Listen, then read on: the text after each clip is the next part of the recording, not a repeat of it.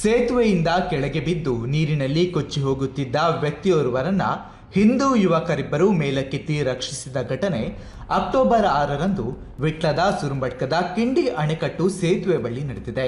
ಸ್ಥಳೀಯ ನಿವಾಸಿ ಉಮ್ಮರ್ ಅವರು ರಕ್ಷಿಸಲ್ಪಟ್ಟ ವ್ಯಕ್ತಿಯಾಗಿದ್ದಾರೆ. ಚೆಕ್ಕಿದಕಾಡು ನಿವಾಸಿಗಳಾದ ಅಶೋಕ್ ಸಿಎಚ್ ಹಾಗೂ ಸುರೇಶ್ ಸಿಎಚ್ ರಕ್ಷಣೆ ಮಾಡಿದ ಯುವಕರು. ಅಕ್ಟೋಬರ್ 6ರಂದು ಮಧ್ಯಾಹ್ನದ ಬಳಿಕ ಜಿಲ್ಲೆಯಾದ್ಯಂತ ವ್ಯಾಪಕ ಮಳೆಯಾಗಿರುವ ಹಿನ್ನೆಲೆಯಲ್ಲಿ ನದಿಗಳು ಉಕ್ಕಿ ಹರಿಯುತ್ತಿತ್ತು. ವಿಟ್ಲದ ಸುರುಂಬಟ್ಕದ ಕಿಂಡಿ ಅಣೆಕಟ್ಟು ಸೇತುವೆ ಬಳಿ ಸಾಯಂಕಾಲದ ವೇಳೆ ಉಮ್ಮರ್ ಅವರು ಸೇತುವೆಯಿಂದಾಗಿ ಹೋಗುತ್ತಿದ್ದಾಗ ಆಯತಪ್ಪಿ ಕೆಳಗೆ ಬಿದ್ದಿದ್ದರು. ಇದನ್ನು ಕಂಡ ಯುವಕರಿಬ್ಬರು ನೀರಿನ ಹರಿವನ್ನ ಲೆಕ್ಕಿಸದೆ ನೀರಿಗೆ ಧುಮುಕಿ ಸ್ಥಳೀಯರ ಸಹಕಾರದಲ್ಲಿ ಉಮ್ಮರ್ ಅವರನ್ನ ರಕ್ಷಿಸುವಲ್ಲಿ ಸಫಲರಾಗಿದ್ದಾರೆ. ಯುವಕರ ಸಮಯ ಪ್ರಜ್ಞೆಗೆ ಸ್ಥಳೀಯರಿಂದ ವ್ಯಾಪಕ ಪ್ರಶಂಸೆ ವ್ಯಕ್ತವಾಗಿದೆ.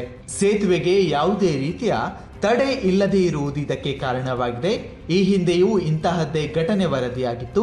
ಸೇತುವೆಯ ಮೇಲಿಂದ ನೂರಾರು ಮಂದಿ ಹೋಗುತ್ತಿದ್ದು ಅಪಾಯ ಕಟ್ಟಿಟ್ಟ ಬುತ್ತಿಯಾಗಿದೆ. ವೃದ್ಧರು, ಮಕ್ಕಳು ಹೀಗೆ ನೂರಾರು ಮಂದಿ ಪ್ರಯಾಣ ಮಾಡುತ್ತಾರೆ. ಈ ಬಗ್ಗೆ ಜನಪ್ರತಿನಿಧಿಗಳು ಕಾಳಜಿ ವಹಿಸಬೇಕಾಗಿದೆ.